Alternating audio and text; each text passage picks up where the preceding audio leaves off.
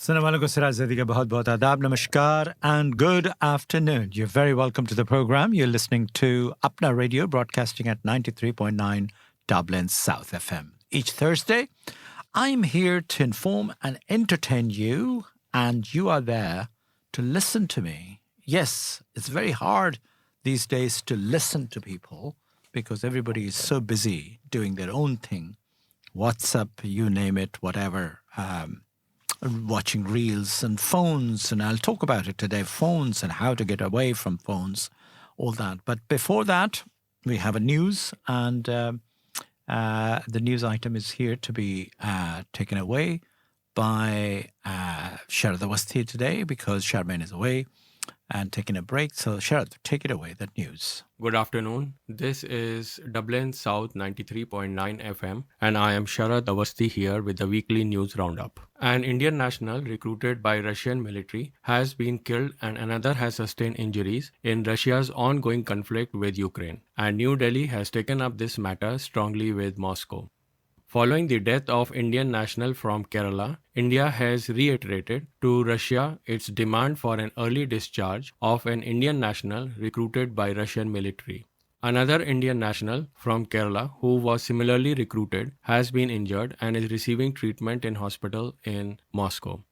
In the upcoming Delhi Assembly polls, the Delhi BJP president has raised concerns on Tuesday over alleged irregularities in voter list ahead of the February 5th Assembly polls. According to BJP President Virendra Sachdeva and Member of Parliament Basuri Swaraj, that more than 5 lakh new voter applications have been filed in recent days, and this has raised suspicions. He also alleged that Aam Aadmi Party Supremo Arvind Kejriwal has applied to get the names of 40 voters from the Dalit Mandir area deleted and accused the former Chief Minister of being anti-Dalit. These allegations come after similar allegations were made by Aam Aadmi Party earlier.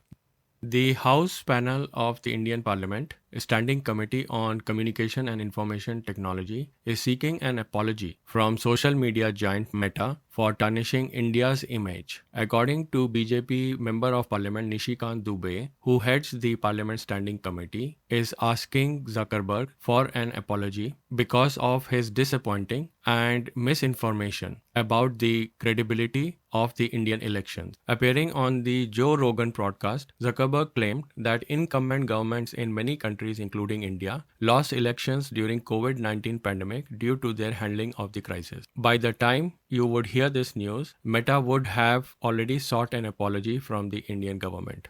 Prime Minister Mr. Modi on Tuesday said that the commissioning of 3 frontline naval combatants will strengthen India's efforts towards being a global leader in defense and augment its quest towards self-reliance. Mr. Modi will dedicate the 3 combatants, Surat, Nilgiri and Vahashir, to the nation on their commissioning at the naval dockyard in Mumbai.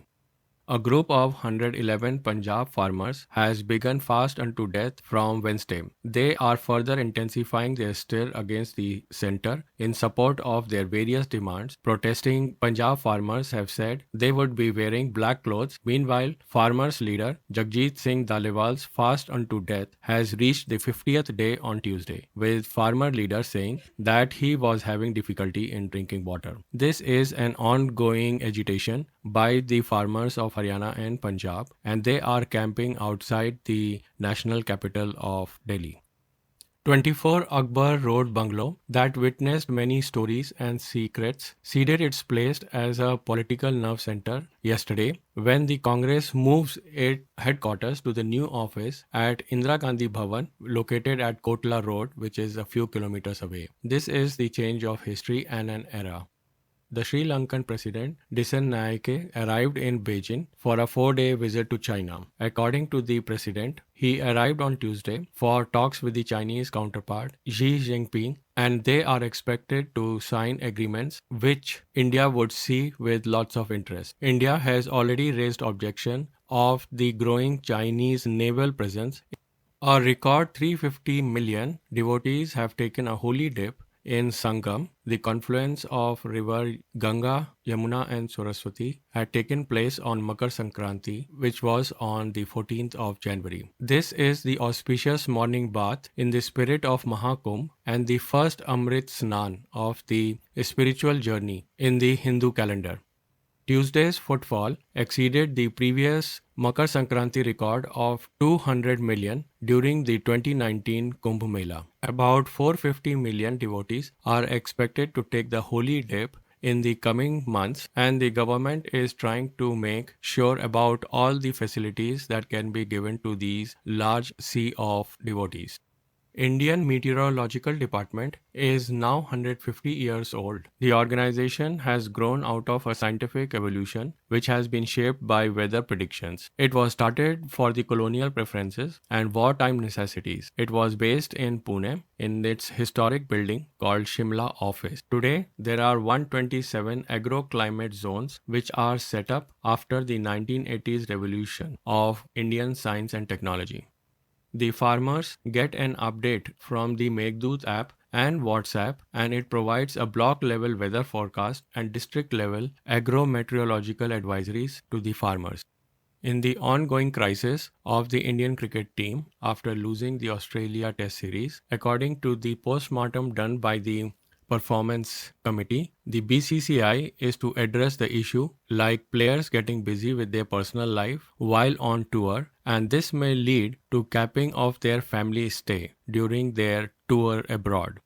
According to the coach Gautam Gambhir and the chief selector Ajit Agarkar, the team's bonding is at its all-time low. During the 2-month tour, the Indian cricket team had only one team dinner together, and according to them, this is detrimental to the synergy amongst the players. There have been cases where the other coach have reached late to the venue. So there are major problems with the Indian cricket team before the upcoming Champions Trophy.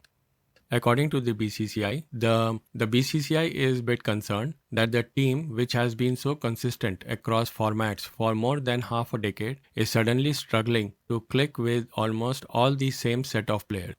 These days, the players are rich and they have their families around with a big entourage of their brand managers, and they often request to stay in different hotels. The players also have started to make their own travel arrangements, and therefore, the players do not see each other before the match.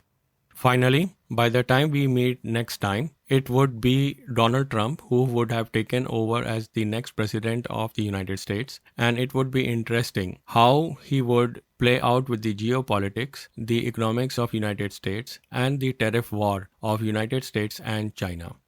That's all from me, Sharad Awasthi. Charmaine will be back next week after taking care of her mother. Bye for now. Thank you very much indeed, Sharad, for putting together a lovely news item all the way from India. It's not easy to cover the news that occurs in a country like India, where major population events takes place, such as Kumbh Mela, which takes place this time. Makar Sankranti is the festival that has been taking place, which is synonymous with the kite flying, and a lot of millions and millions of kites adorn on the skies of India.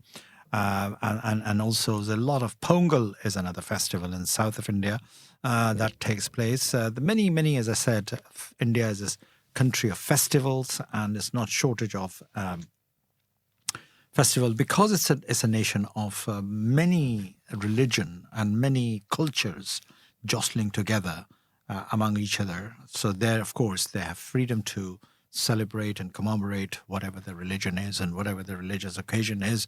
And a few days ago, it was Guru Puram, which was a Sikh festival. Lohri is another one which happened a few days ago. That's also a Sikh festival. So, as I said, many festivals with this changing of the season, and soon it will be Holi. Holi is another major festival, and which is a global now. We celebrate Holi here in Dublin as well.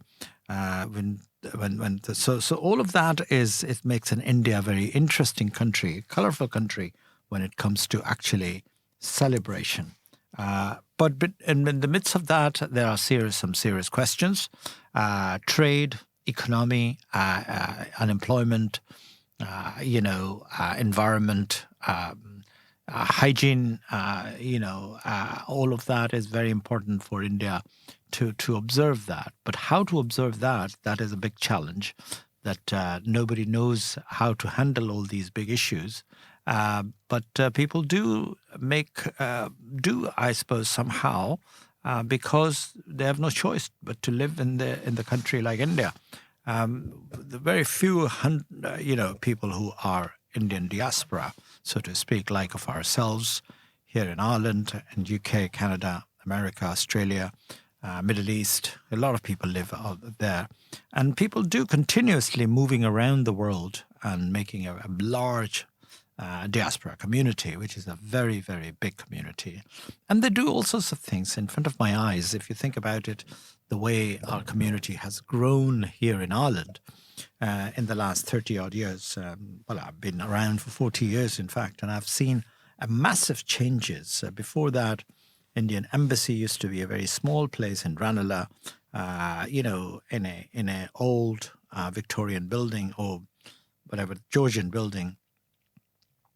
Now it's all changed in the last few years. A new building has been refurbished, spent something like over 2 million euros for, making shift of the new embassy, and the new ambassador is making progress with the development of that. And I'm sorry to miss today's event. There was a Hindi Divas event taking place right now as we speak. So there you go. I mean, as I said, diaspora community is changing, culture is changing, people are changing demographically. 2,000 students, again, been sort of imported from India.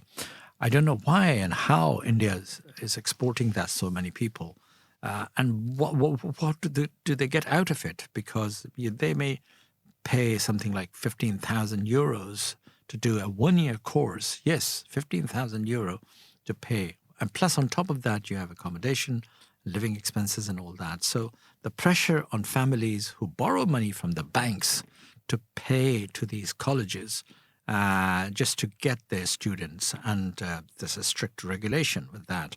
Only these colleges do issue an admission letter, which then give them access to the visa system. So it's all interconnected. And because it's a soft immigration point for a lot of young Indians to come in over here to study. But then what happened when they finish their study?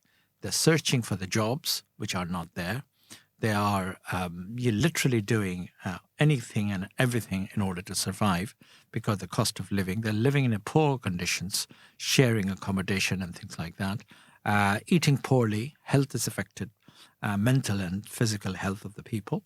Lucky are the very few handful of people who have good connection here and who end up land in a good job, who end up accessing a good job for themselves, and then they move on in their ladder. So that's how it happens.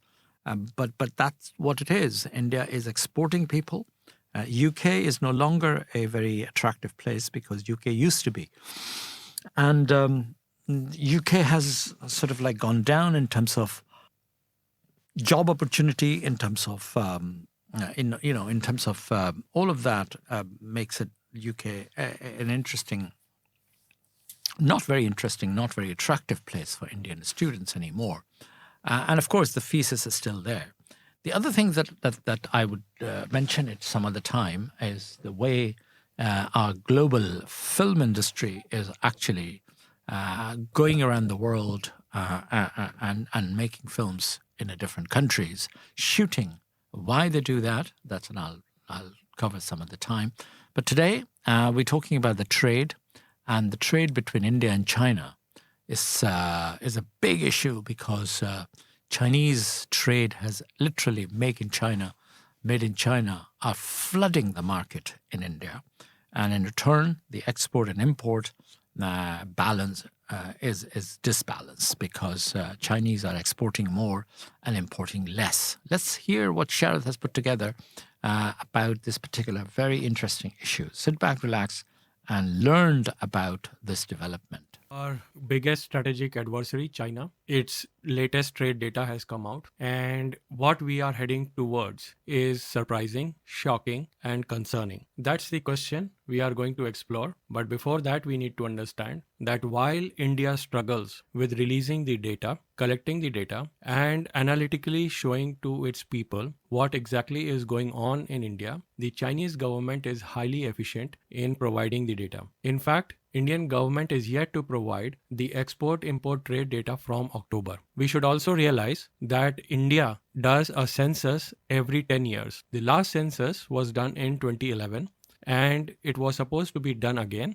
in 2021. But due to COVID, it was postponed and it is 2024. That is 3 years later, or rather 3 years late, still the census has not been done. So where we are sitting as a country and how much progress and development we have made, nobody knows. It's up in the air and probably it is well known only through WhatsApp University. So back to the main topic. China's trade data reveals a major milestone. What is that? That China's trade surplus has crossed $1 trillion mark. So what it means is that this figure shows clearly China's global trade dominance. $1 trillion trade surplus means that China is exporting more and importing less by about $1 trillion mark. So let's go back into some history and we will find that China for the last time had a trade deficit only in 1993. So that's about 31 years of trade surplus and it is growing year on year.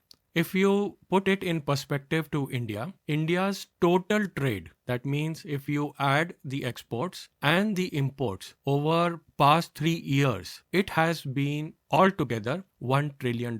So the net of China's trade is equal to India's entire trade. And we should also understand that India's GDP is about 3 trillion. So China has cash, China has trade surplus equivalent to 1/3 of India's entire GDP. And that is the scale which is tipping the balance seriously and severely in favor of China, especially when China is sitting on our northern borders. India does not have a friendly relationship with China. And off and on, we have skirmish with the Chinese army. In fact, over the last decade, there have been 77 hotspots of India and China in conflict, in contest of the borders. If you look at the India-China trade deficit history, you would find that the balance, of course, is in favor of China, but then it is negative for India to a tune of $100 billion. This means that India is importing 121 billion worth of goods from China and exporting only or $18 billion worth of goods to China. If you see overall, it is only 5%. And that is why China would not care for the economic might of India. Howsoever India would call as the development and its trajectory towards Viksit Bharat. But it is not going to make any difference in the way China is going to approach India. Howsoever we might say make in India, but then it is not reducing the dependency of India's import from China. And therefore, the trade deficit with China has been only widening. So if you look at the figures, when the Atmanirbhar Bharat and Make in India initiative started, in year 2018, India's import from China was $77 billion. In 2024, while we are still talking of Atmanirbhar Bharat, the import is 121 billion from China only. While India, how much ever it is making in India, the exports to China is stagnant at 18 to 19 billion dollars. So there is something very wrong that India is doing as far as its manufacturing is concerned, as far as its trade is concerned. So how did China reach to $1 trillion mark? It has been found that China is consuming less domestically while exporting more. And that shows from the numbers that China's import is declining if you see the percentage of its GDP, while its exports are rising as a ratio of its GDP. The most impacted countries are Australia, Indonesia, Thailand, and of course India. if you look deeper into this question as to why the imports into China are reducing, this means that Chinese are learning to make their own products, which earlier they were importing from the countries like Australia, Indonesia, India, and Thailand. And that only shows their commitment and their focus in Chinese Atmanirbhar. They are learning to make things and then using that knowledge to export more back into the countries. For example, China imports raw material for steel from Brazil and then it exports steel back into Brazil, which is much cheaper than what Brazil would have made its own steel. So made in Brazil steel is much more expensive than exporting Brazilian raw material to China for making steel. Earlier also, we have heard that the Chinese steel dumping has affected majorly the economy of Britain, and that is the reason why the Tata Steel's plants in Britain have been shut down. China has overtaken the United States as the largest automobile manufacturer of the world, and today they are making electric vehicles much cheaper than the Tesla. The consequences have been that the Chinese electric vehicles were flooding the European market and had the potential of actually closing down the Tesla market in Europe. As a net result, the European Union has to impose a tariff on the Chinese electric vehicles. Now that is the power of the Chinese innovation, Chinese scientific development, and their learning curve, which they have gotten from the countries across the world. Today, China is producing the most of the electric vehicles, as we said. Solar panels or the components in solar panels, even the ones that are being installed in India. And they are now even into passenger jetliners. With the ongoing crisis of Boeing, soon the Chinese will be able to challenge the dominance of Airbus of Europe and the Boeing of United States. So, made in China 2025 policy is seen that it has surpassed the manufacturing output of United States, Japan, Germany, South Korea, and Britain all put together. And this power is going to not only tip the balance in favor of China as far as the economics and trade is concerned, but will severely affect the geopolitics also of the world. We have already seen the debt trap policy of China, which has affected many countries, and the Belt and Road Initiative is making inroads into the economics of many countries across the world. So there is a very thoughtful strategic planning which is encompassing the trade policy of China, the manufacturing policy of China, the research and development policy of China, and the overall education and the focus on export-oriented economy of China. If you remember, in few episodes earlier, we have said that one of the enemy of India is its research and development attitude. Now, this has come out very clearly in this report that Chinese research and development and its innovation is actually the friend of China and is actually making China more powerful than its neighbors, or rather the pioneers of science and technology countries like US, Canada, Britain, and Europe. Now here comes the historical perspective if you want to see the trade surplus numbers. Germany was upbeat on manufacturing and they were the factory of the world, and that is where Germany's geopolitical ambitions had hampered the peace in World War I and World War II. The same trend we are seeing with China, where it is dominating the world economics and the world trade and its global ambitions. Now, quickly, I will also talk about Trump's takeover of US presidency and the consequence on the Chinese trade tariff war with United States. So, Trump has said that he will impose a 20% trade tariff on the Chinese imports. Now, what this means is that China, in order to compensate for the 20% tariff, would weaken its own currency in order to make its goods cheaper. And the consequence of this would be that the exports to Europe will be cheaper. Exports to the global south, like Thailand, Indonesia, would be cheaper. And so will be the Chinese exports to India. They will be cheaper by 20%. What further this means is that the Indian industries, the Indian factories and the manufacturers who are already struggling, as the news we are seeing, they would be under pressure to reduce the cost by at least 20% to make their products cheaper and competitive with the Chinese products. And that is going to kill the Indian manufacturing industry further. So there is a domino effect if the Trump administration applies 20% tariff on the Chinese imports. There are already crises in the Thai factories. About 1,700 factories in Thailand have closed down because of the cheap Chinese goods. Indonesia has banned the Temu app that supplied Chinese cheap goods but very nice products. And if you see between year 2000 and 2012, the United States has lost 2 million jobs in industries like furniture, toys, and clothes just because their manufacturing have shifted to China. Of course, that's a bad decision, but that is it.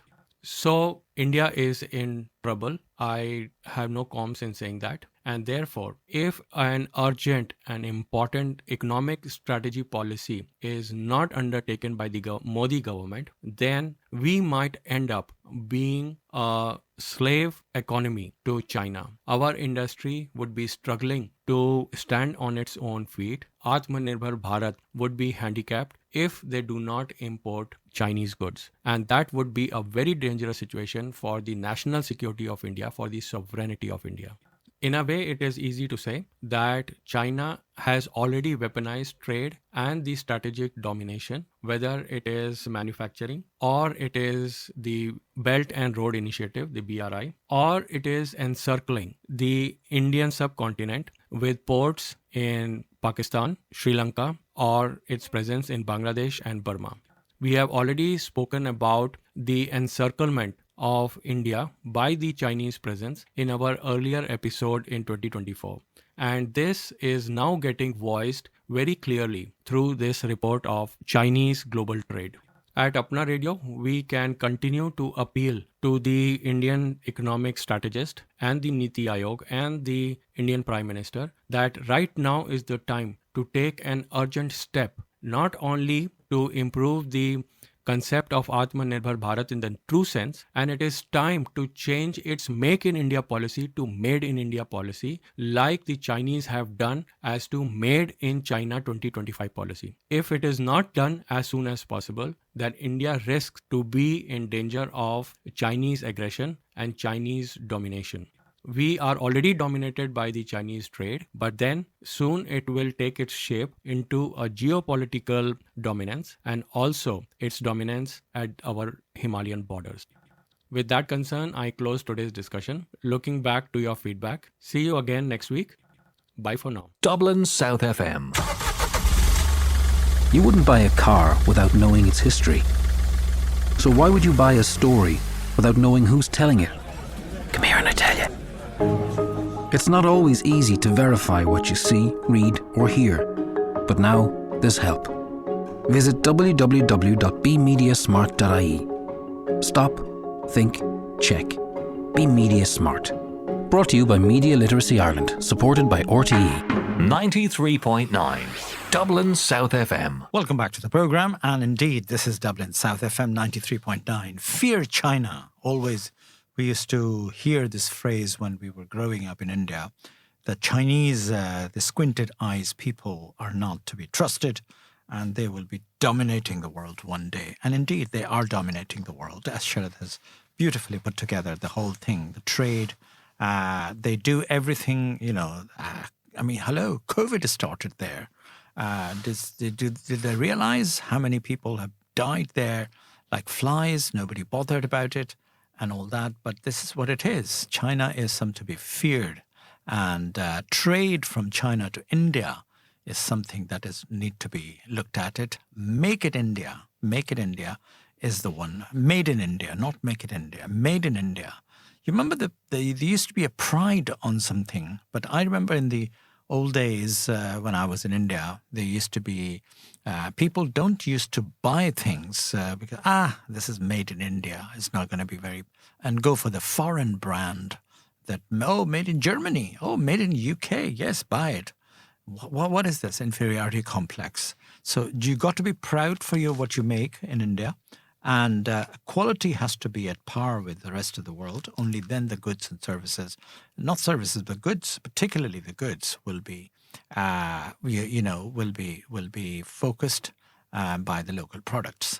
So this is unfortunately the case, and China is dominating the world.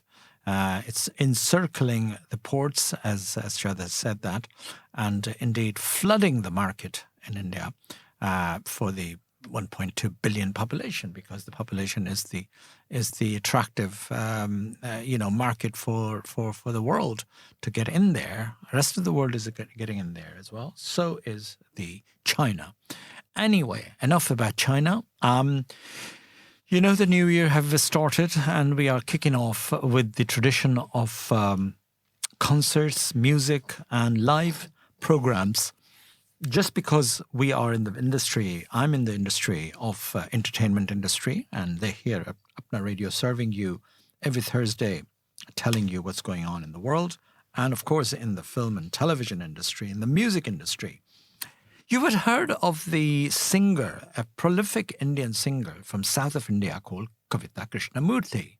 She was born as a Sharada Krishnamurti, but then she changed to 𝐀𝐩𝐧𝐚 𝐑𝐝𝐻, as she's an Indian playback singer, classical singer. She has recorded numerous songs in various Indian languages, including Hindi, Bengali, Karnataka, Rajasthani, Bhojpuri, Telugu, Odissi, Marathi, English, Urdu, Tamil, Malayalam, Gujarati, Nepalese, Assamese, Konkani, and Punjabi. Yes, she hasn't covered everything, the whole of India, in fact. She's a prolific singer, and she is a recipient of 4 Filmfare Awards for the Best Playback Singer, and also Padma Shri Award in 1995 to 1997. Which she received in 2005.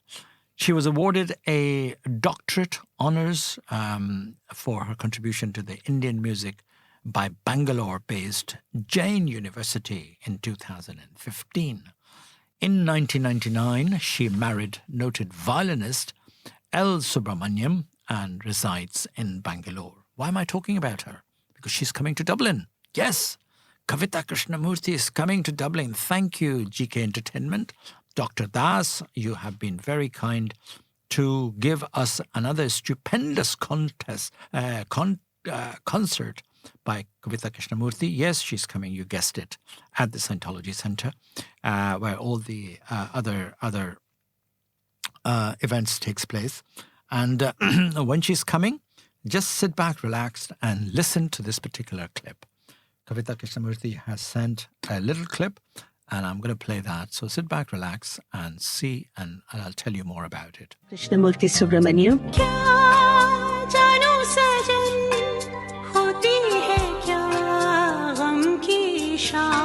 To coming to Dublin for a concert. This will be the first time in my life in Dublin.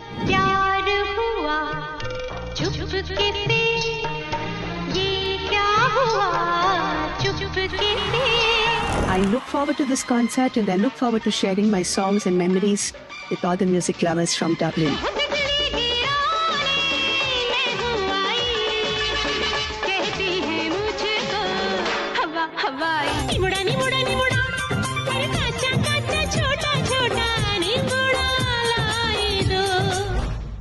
So she's coming on the 23rd of January. Yes, very close. The dates are not too far. And the tickets are available at the www.gkentertainment.ie.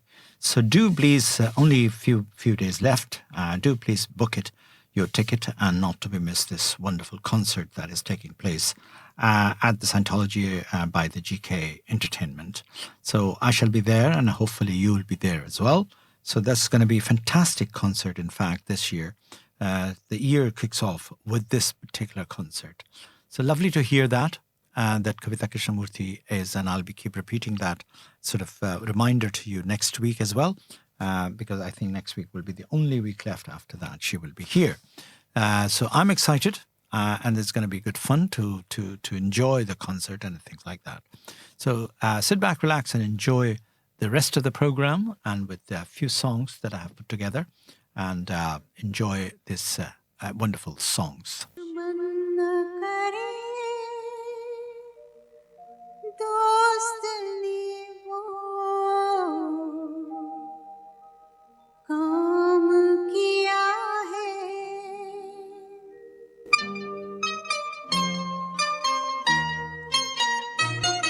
दुश्मन न करे दोस्त ने वो काम किया है उम्र भर का गम हमें इनाम दिया है दुश्मन न करे दोस्त ने वो काम किया है उम्र भर का गम हमें इनाम दिया है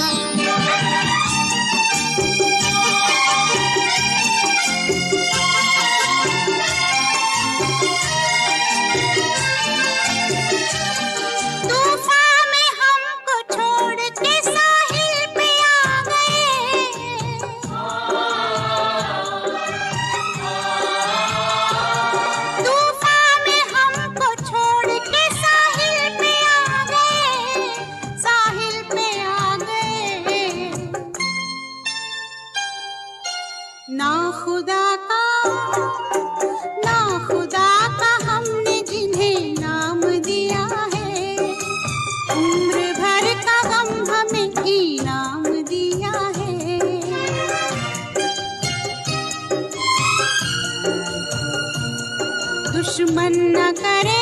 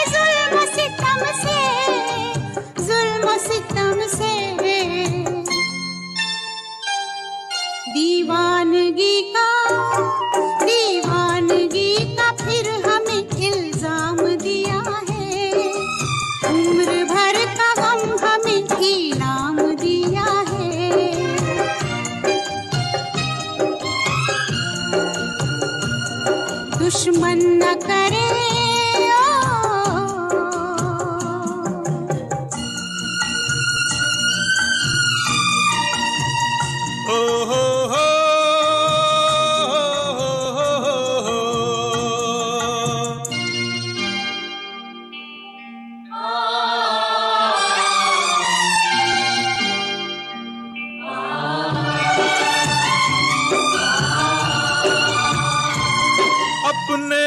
गिराते हैं नशे मन पे बिजलियां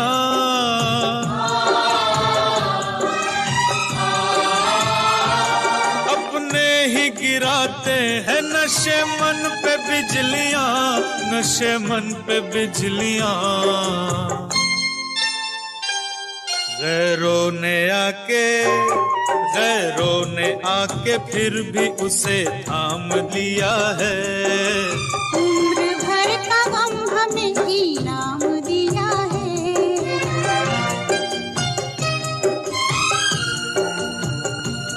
दुश्मन न करे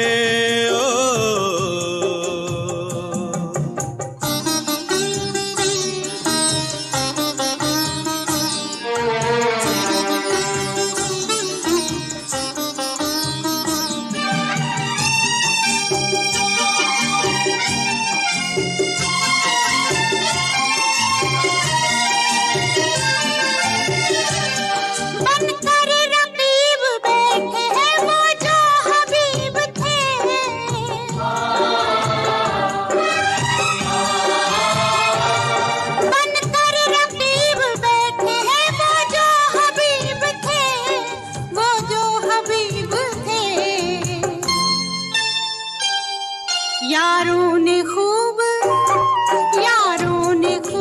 फर्ज को अंजाम दिया है उम्र भर का गम हमें इनाम दिया है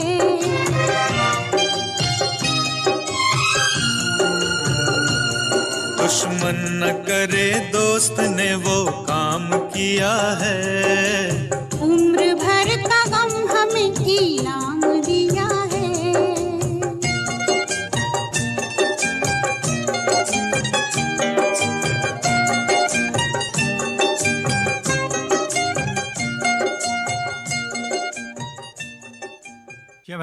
Beautiful song, and if you're really into the music and live concerts and things like that, as I mentioned, Kavita Krishnamurthy is coming on the 23rd of January. But before that, on the this Saturday, 18th of January, there's another Indian musical concert is taking place, a homegrown talent, and is the celebration of a new year at the Ongar House Pub and Restaurant.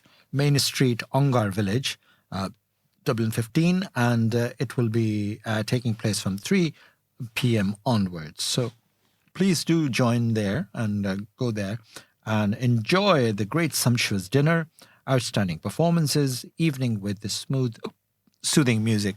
And do you remember Mangla Teacher? Mangla Teacher's school, I think, is the one behind this concert, but I wish them a very, very best of luck.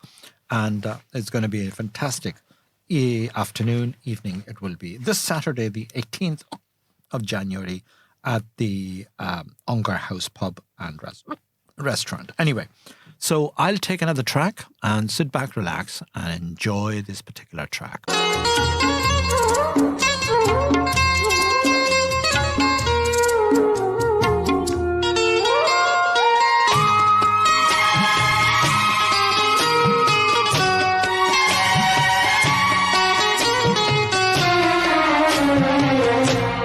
मुझको गम है तेरी जुदाई का रंज है अपनी बेवफाई का अपने वादे से फिर गया हूँ मैं अपनी नजरों से गिर गया हूँ मैं इससे पहले कि तू मुझे छोड़े मुझको ठुकराए मेरा दिल तोड़े अपना दिल खुद मैं तोड़ जाऊंगा मैं तेरा शहर छोड़ जाऊंगा मैं तेरा शहर छोड़ जाऊंगा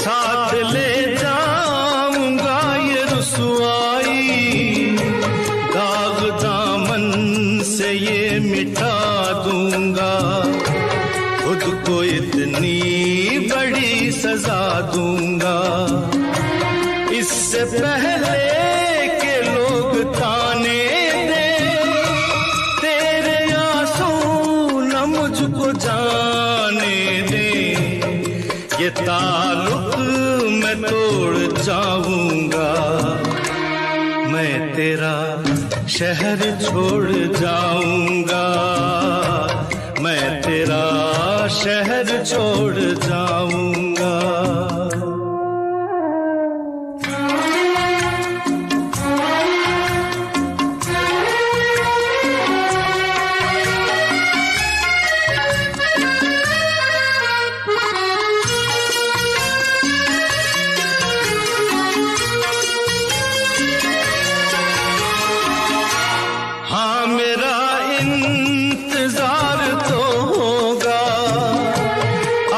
कुछ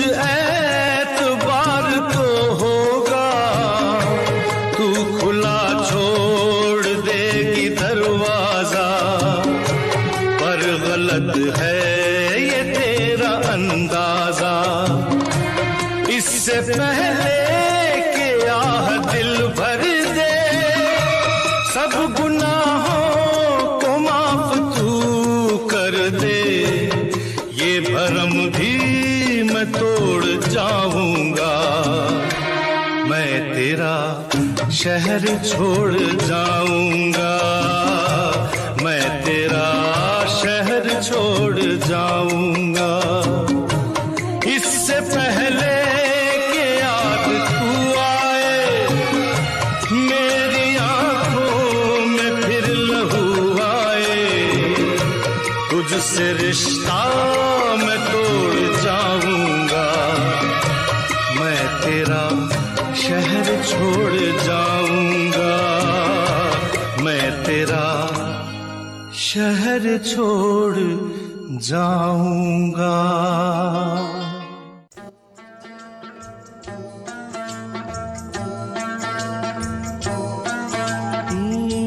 दुनिया में कितना गम है, मेरा गम कितना कम है, दुनिया में कितना गम है, मेरा गम कितना कम है, लोगों का गम देखा तो मैं अपना गम भूल गया, दुनिया में कितना गम है, मेरा गम कितना कम है, लोगों का गम देखा तो मैं अपना गम भूल गया, दुनिया में कितना गम है, मेरा गम कितना कम है।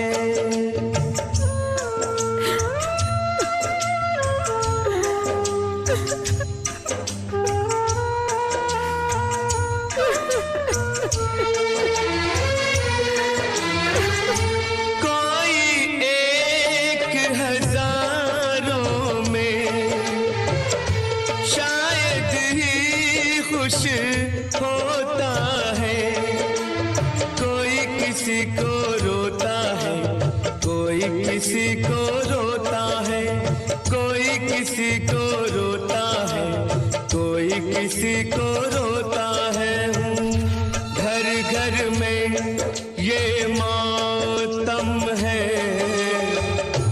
मेरा गम कितना कम है, दुनिया में कितना गम है, मेरा गम कितना कम है।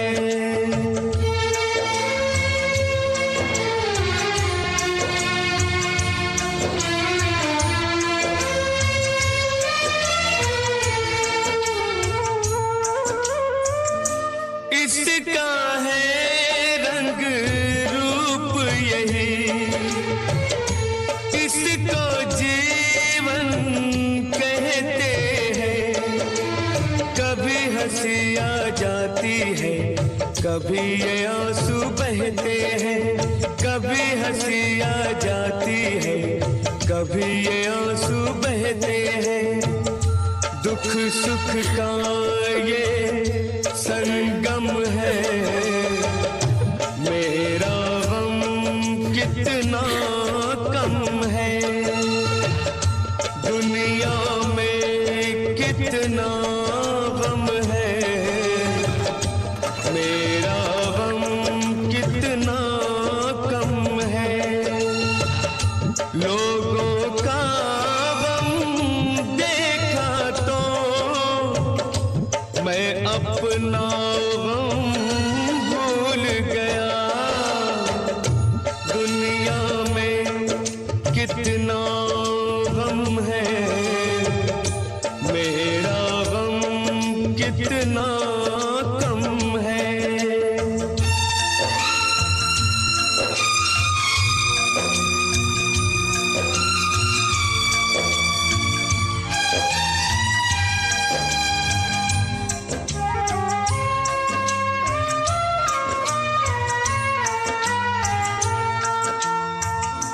सबके दिल में शोले हैं, सबकी आंख में पानी है।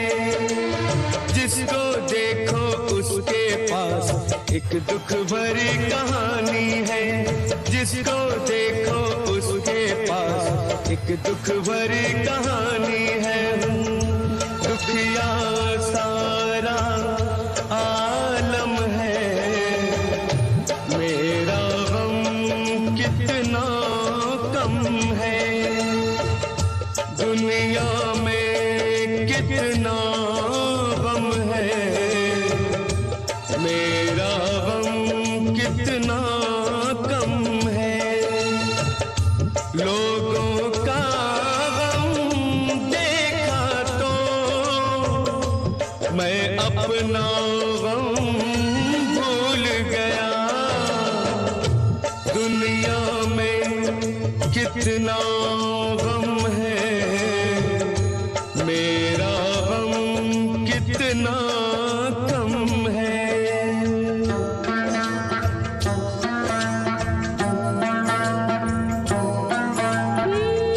दुनिया में कितना गम है, मेरा गम कितना कम है।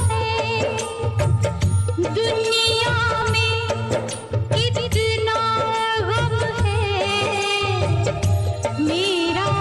गम कितना कम है। लोगों का गम देखा तो मैं अपना गम भूल गई। दुनिया में कितना गम है, मेरा गम कितना कम है। लोगों का दुनिया में कितना गम है और मैंने जब ये जाना तो मेरा गम कम हो गया। बहुत सही बात कही है इस गाने में. What a very, very true.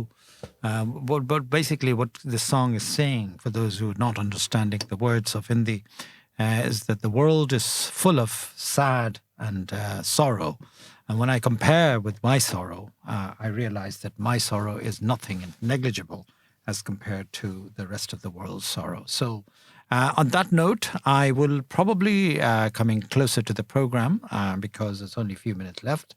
And I'd like to recap that many things are happening in this weekend. And if you're really interested to enjoying this Saturday afternoon, come along with Bangla with the Mangla School of Music, and they are doing a concert at the Ongar pub, and it's an interesting venue. I've never been to that actually venue, but it's an interesting. Looks like a very interesting. It's done by Daffodil, which I suspected that. That's Mangla School of Music, and Rajesh Unitham is the gentleman who's behind that, and I wish him very, very luck for this particular program.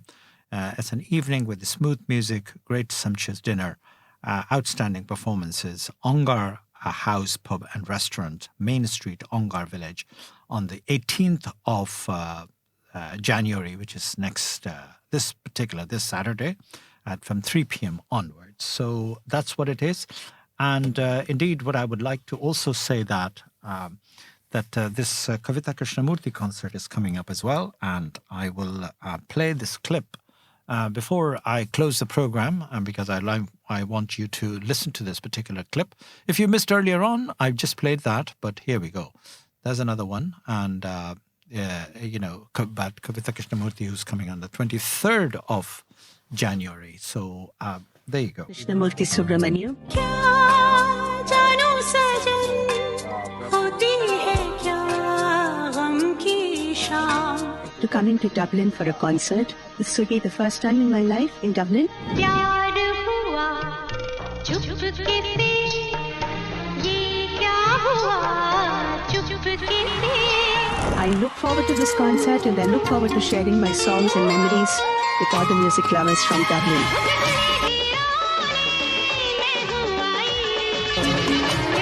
इससे पहले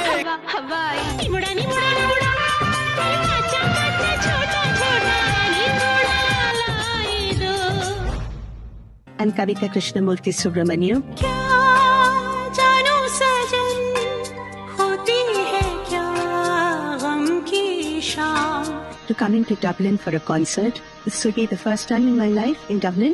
प्यार हुआ चुपके से ये क्या हुआ चुपके से I look forward to this concert and I look forward to sharing my songs and memories with all the music lovers from Dublin.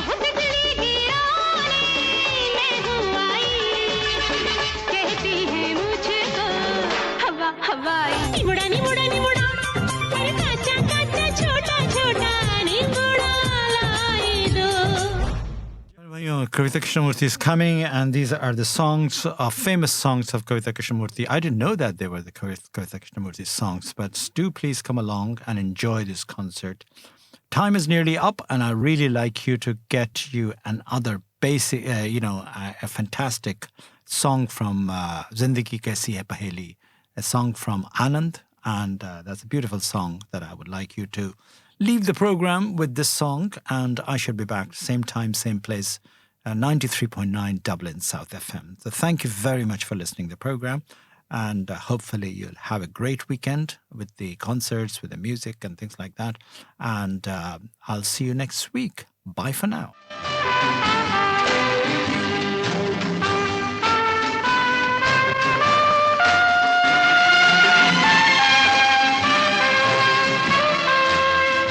जिंदगी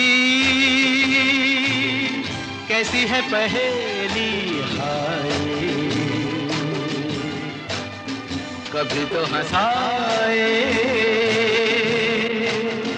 कभी ये रुलाए जिंदगी कैसी है पहेली हाय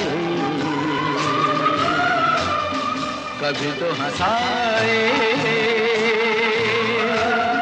कभी ये रुलाए